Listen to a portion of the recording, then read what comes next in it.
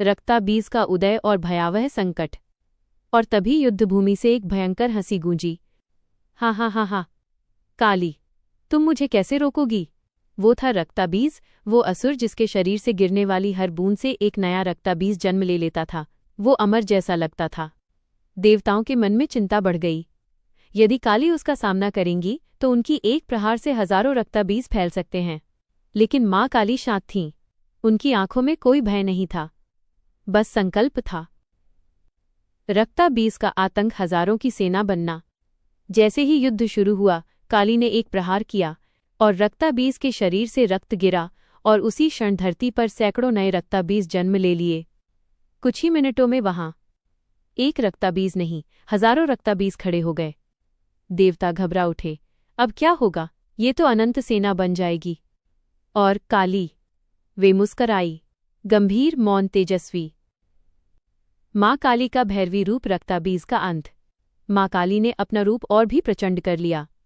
उनकी जिह्वा और लंबी हुई, वो ज्वाला की तरह लाल चमकने लगी। उन्होंने घोषणा की, अब मेरी जिह्वा से कोई बूंद गिरने नहीं दूंगी। रक्त गिरेगा पर धरती पर नहीं। उन्होंने हर रक्ताबीज को पकड़कर उसका रक्त पी लिया ताकि एक भी बूंद धरती पर न गिर सके। उनकी गति, शक्ति, उग्रता इतनी तीव्र थी कि देवता भी आंखों से पीछा न कर सके। माँ काली ने रक्ताबीज को उसी के रक्त से विहीन कर दिया और उसके अंत के साथ उसकी अनंत सेना भी समाप्त। सृष्टि ने पहली बार जाना, काली जब क्रोध करती हैं तब समय भी थरथराता है। लेकिन ये तो अभी शुरुआत थी। काली का नृत्य बढ़ता गया। उनका क्रोध थमता नहीं था। युद्धभूमि मौत का मैदान बन चुका था। धरती कांप रही थी। देवता भयभीत थे। यदि ये तांडव चलता रहा तो पूरे ब्रह्मांड का संतुलन बिगड़ सकता था। अब जरूरत थी किसी ऐसे की जो काली के अनंत क्रोध को थाम सके। कौन? सिर्फ एक ही, महाकाल, भगवान शिव। जब महाकाल ने रोक लिया समय, माँ काली और शिव का महामिलन। युद्धभूमि अब शांत नहीं थी, वो तो एक अनंत कंपन बन चुकी थी। काली का तांडव इतना प्रचंड था कि धरती बार बार कांप रही थी। आकाश लाल हो गया था। समुद्र की लहरें ऊंची उठ उठकर जैसे विनाश की प्रतीक्षा कर रही थीं। देवता एकत्र हुए, उनके होठ सूख रहे थे। वे एक दूसरे की ओर भयभीत नजरों से देखते। यदि माँ का तांडव कुछ और क्षण चला तो ये पूरी सृष्टि सह नहीं पाएगी। देवताओं की प्रार्थना, महादेव को पुकार। देवराज इंद्र, विष्णु, ब्रह्मा सभी एक साथ कैलाश की दिशा में झुके। उनके मन में एक ही नाम था, शिव। हे महाकाल, आप ही इस अनंत शक्ति को शांत कर सकते हैं। आप ही समय को थाम सकते हैं। आप ही काली के क्रोध को रूपांतरित कर सकते हैं। उनकी प्रार्थना जैसे सीधे हिमालय की चोटी तक पहुंची।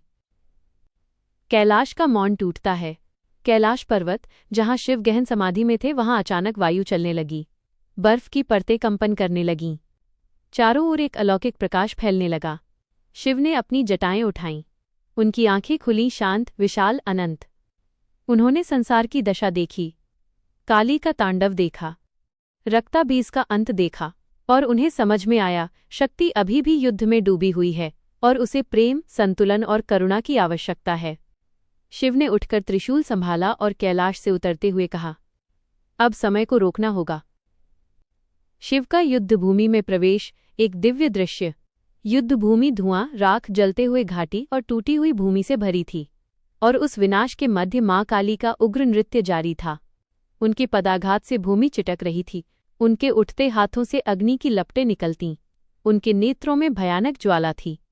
उन्होंने अभी भी युद्ध का वेग नहीं छोड़ा था। तभी एक शांत, विशाल, स्थिर आभा उनके सामने प्रकट हुई। वह थे महादेव। उनकी उपस्थिति मात्र से वायु थम गई। कंपन रुक गया। दहाड़ें शांत हुईं। लेकिन काली का तांडव नहीं रुका। शिव का फैसला, अंतिम उपाय।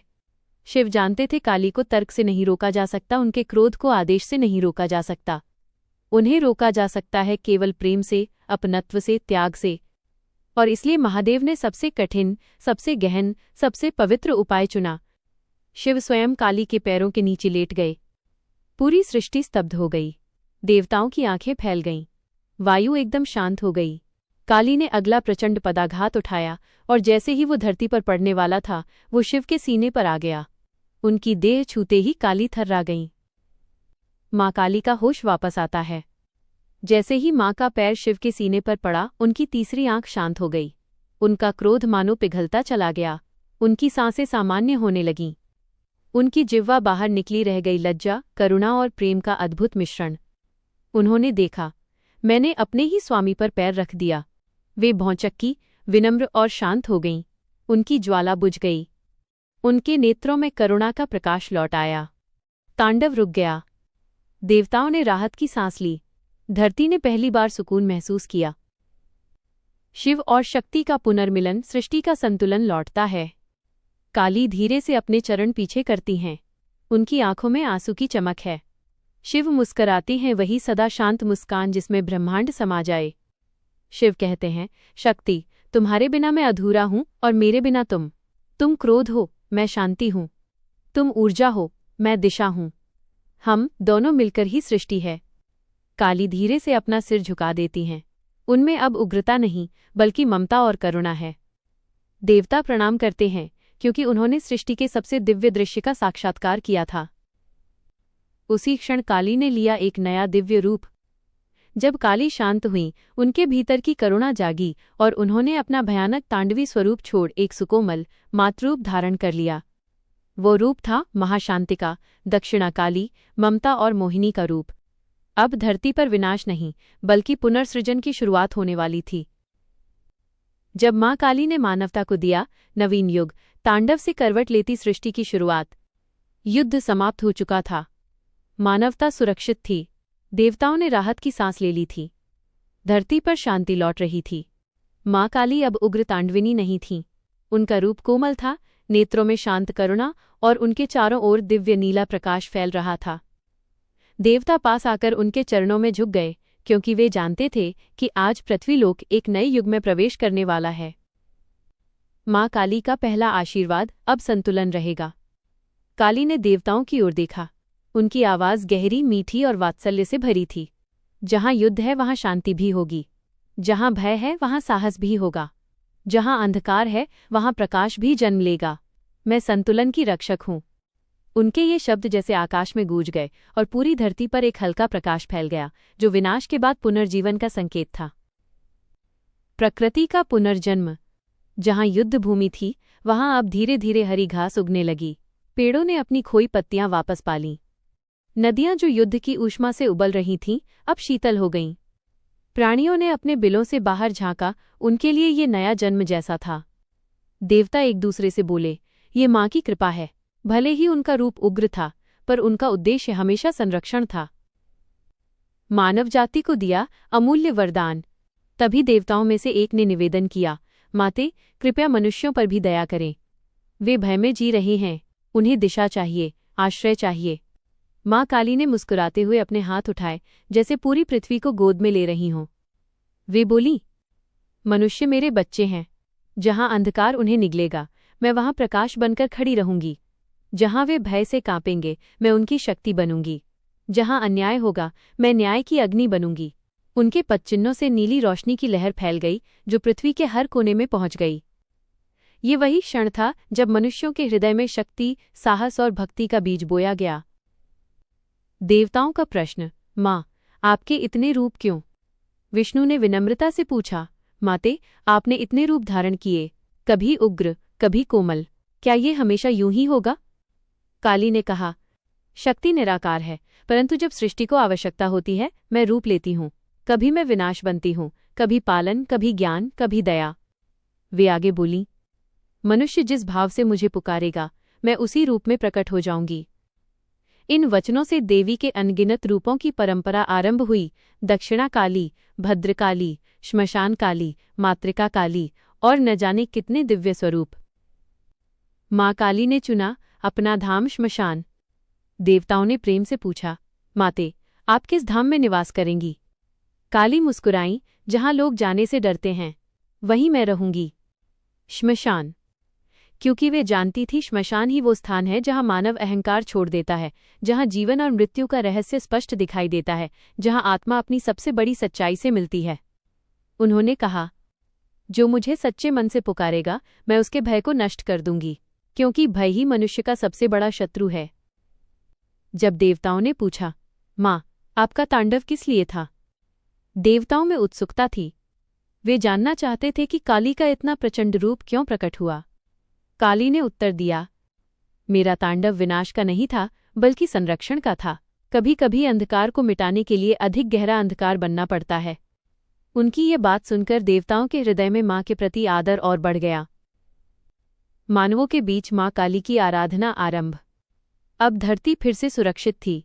ऋषियों ने ध्यान किया और उन्हें दिव्य अनुभूति हुई। उन्होंने मंत्र रचे, काली काली महाकाली, कृपा करो माँ महाकाली। मनुष्यों ने पहली बार काली के शांत और उग्र दोनों रूपों का अर्थ समझा। उन्होंने माँ की मूर्तियां बनाई, पीठ और शक्तिपीठ स्थापित किए। काली पूजा आरंभ हुई। कहानी की लहर अब मानव जगत तक पहुंच चुकी थी। जब माँ काली मानवों की रक्षक बनी, शक्तिपीठों की रचना, चमत्कार और माँ के दिव्य अवतारों की शुरुआत। युद्ध समाप्त हो गया था।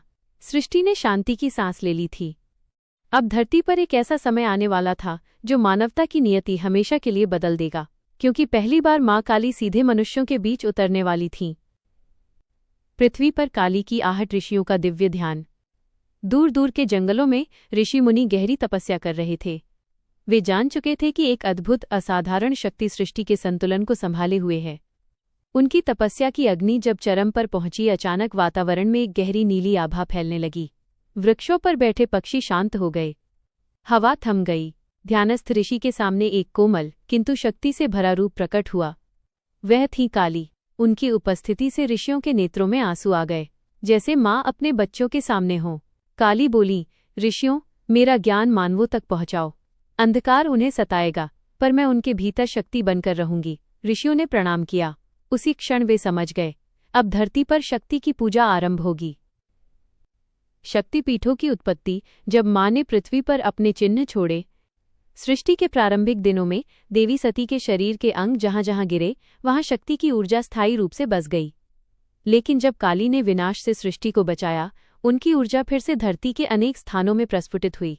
कुछ स्थानों पर नीली आभा दिखाई दी, कुछ जगह रात भर अग्नि जली और कुछ जगह धरा स्वयं थिरक उठी। ऋषियों ने उन स्थानों को पहचानकर कहा, यहाँ माँ स्वयं विराजती हैं, और यूं बने 51 शक्तिपीठ। जहां जहां मनुष्य गया, उसे वही ऊर्जा मिली, कभी उग्र, कभी शांत, पर हमेशा रक्षा करने वाली।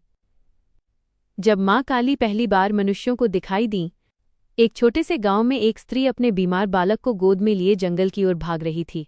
बालक की सांस धीमी पड़ रही थी, उसकी आंखें बंद हो रही थीं। स्त्री रोती हुई बोली, हे देवी, यदि आप हो तो मेरी बात सुनो, मेरे बच्चे को बचा लो। वो लिपटकर रो ही रही थी कि अचानक उसके सामने एक नीली छाया प्रकट हुई। वह स्त्री डर गई, पर उसी क्षण छाया से ममता का प्रकाश निकला। काली बोली, डर मत, माँ कभी अपने बच्चों को अकेला नहीं छोड़ती। उन्होंने बालक के सिर पर हाथ रखा। बुखार उतर गया। बालक ने आंखें खोल दीं। स्त्री फूट फूट कर रो पड़ी, आप माँ हो, सच्ची माँ। और यही काली माँ नाम की शुरुआत थी। काली की आराधना फैलती है, हर घर तक पहुंचती है। मनुष्यों ने देखा कि जहां भी काली को पुकारा गया, वो मदद को आती थीं। कभी रूप बदलकर, कभी छाया बनकर, कभी प्राणी बनकर, कभी ध्वनि बनकर।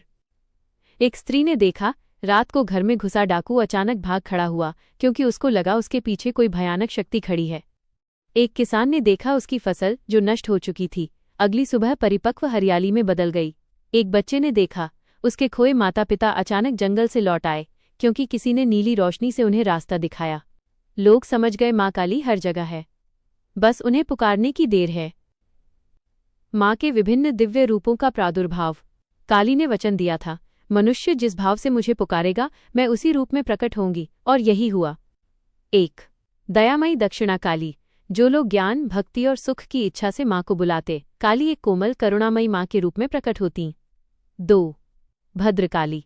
जो धर्म की रक्षा चाहते, उनके लिए काली न्याय और सत्य का रूप बनती। 3. श्मशान काली। जो भय, रोग, मृत्यु या बुरे सपनों से घबराते, उनके लिए माँ काली अपने सबसे गहन स्वरूप में आती, ताकि भय ही खत्म हो जाए। 4. महाकाली। जब कोई भक्त पूरी सृष्टि के सत्य को जानना चाहता, काली अपने सर्वोच्च रूप में आती, जो समय, मृत्यु और पुनर्जन्म को समझाता है। यूं मनुष्य समझ गए, एक देवी, अनेकों रूप, असीम शक्ति।